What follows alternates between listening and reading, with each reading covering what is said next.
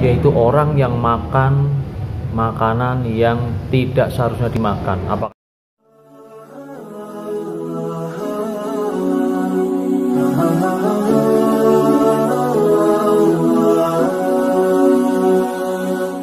Assalamualaikum warahmatullahi wabarakatuh. Alhamdulillah teman-teman sekalian, pada kesempatan kali ini kita berjumpa kembali dalam channel Makes Mudah atau Materi Kesehatan Mudah. Teman-teman sekalian, pada kesempatan yang baik ini akan saya sampaikan salah satu tema yang penting untuk kita ketahui, yaitu tentang gangguan makan atau eating disorder, yang ini sering disebut dalam istilah medis dengan penyakit PICA, yaitu orang yang makan makanan yang tidak seharusnya dimakan. Apakah itu makanan yang bukan makanan, seperti makan kerikil, makan batu merah atau batu bata, makan serpihan tembok, makan krayon, makan rambut, makan kapur dan sebagainya. Ini adalah makan sesuatu yang bukan makanan. Nah, ini adalah gangguan. Gangguan itu bisa terjadi karena memang dia mengalami gangguan mental atau schizofren, ya, atau karena stres, depresi, ya. Ini juga bagian dari gangguan mental juga, tapi lebih ringan, ya. Tidak sebagaimana schizofren yang bayangannya adalah bisa gila begitu, atau gangguan mental yang parah, ataupun karena masalah-masalah yang lain, misalnya karena faktor budaya atau adat di tempatnya dia berada yang menganggap bahwa hal-hal yang bukan makanan itu dianggap sebagai makanan yang berkhasiat, yang bisa dijadikan sebagai obat. Misalnya pada suatu daerah menganggap tikus cindil, tikus yang masih kecil itu sebagai bagian dari makanan yang menyehatkan, menguatkan stamina dan sebagainya. Bahkan beberapa waktu yang lalu ada komen juga bahwa orang atau dia makan atau minum, ya, minum bensin ketika badannya nggak enak, dia minum bensin, badannya langsung seger, pegel itu hilang. Ini adalah sebenarnya faktor psikologis yang kalau diteliti secara ilmiah tidak akan terbukti, bahkan bisa membahayakan, terutama kalau diminum dalam jumlah yang banyak. Mungkin kalau cuma sedikit, serpihan tembok sedikit atau kapur cuma sedikit, tidak begitu membahayakan.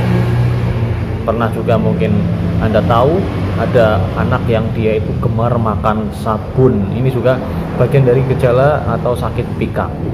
Yang ini tuh perlu penanganan, ya, penanganan. Kita lihat penyebabnya apa. Kalau penyebabnya adalah menganggap bahwa itu sesuatu yang berkhasiat, maka kita kasih tahu, kita edukasi dengan menunjukkan bukti-bukti ilmiah atau penelitian bahwa itu bukan makanan yang berkhasiat, justru itu adalah makanan yang membahayakan. Kalau dia menganggap bahwa itu sesuatu yang bergizi, juga kita bisa edukasi bahwa itu bukan makanan yang mengandung gizi. Yang tidak ada ahli gizi yang menyebutkan sabun itu memiliki kandungan yang bermanfaat untuk kesehatan tubuh, memiliki vitamin dan sebagainya. Maka kita perlu jelaskan, itu mungkin faktor kesalahpahaman dalam pendidikan atau faktor budaya yang keliru atau didikan dari lingkungannya yang keliru.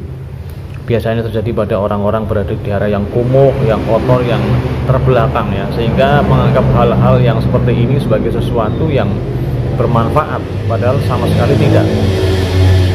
Nah, kalau dia mungkin merasakan bahwa benda-benda asing itu sebagai benda yang enak, yang bermanfaat bagi perasaannya dia, maka kita perlu tahu bahwa benda asing itu lebih banyak mudorotnya. Misalnya ada sebagian orang, ya, atau beberapa orang yang dia suka makan benda-benda yang berbahaya. Bahkan ada yang makan pisau, ya, sampai perutnya ada pisau dalam jumlah yang banyak. Ini juga sangat membahayakan dia. Makan misalnya beling atau makan serpihan apa itu, kaca yang tipis, ya, kaca dari neon atau lampu teplok misalnya, itu kan ada seperti itu dia nikmati sebagai sesuatu yang mungkin merasa dirinya menjadi bisa lebih kuat. Ini adalah hal-hal yang keliru. Nah, apa gejala yang terjadi ketika orang itu mengidap PICA? Yang pertama, biasanya orang tersebut sering mengalami kerusakan pada giginya, ya. Kemudian sering sakit perut, ya, karena makan makanan yang aneh. Kemudian juga bisa juga mengalami sembelit, ya, mungkin makan makanan yang tidak pada tempatnya, makan batu bata merah misalnya terlalu banyak, ya, bisa sembelit juga, walau alam. Atau bahkan mungkin bisa berak darah karena ada gangguan pada saluran cerna, misalnya mengalami perdarahan, mengalami perlukaan, ataupun bisa terjadi abses atau wudun, ya. Artinya ada nanah yang berada di perut, di saluran cerna karena adanya luka yang infeksi, ya, sehingga terjadi pembengkakan dan isinya nanah dan bisa pecah, kemudian keluarlah nanah dari beraknya dan baunya sangat tidak enak dan tentu saja dia akan sangat kesakitan. Itulah beberapa gejala yang bisa kita lihat ketika seseorang mengalami gangguan pika, ya, dan gangguan pika ini bisa terjadi pada anak-anak, ya, dan ini biasanya karena faktor ingin tahu mungkin bayi, tapi itu bukan gangguan. Tapi kalau anak-anak bisa terjadi, banyak terjadi, tapi biasanya akan sembuh dengan sendirinya. Ya, kalau tidak sembuh sampai dewasa, ini perlu konsultasi dengan dokter, ya, dengan ahlinya.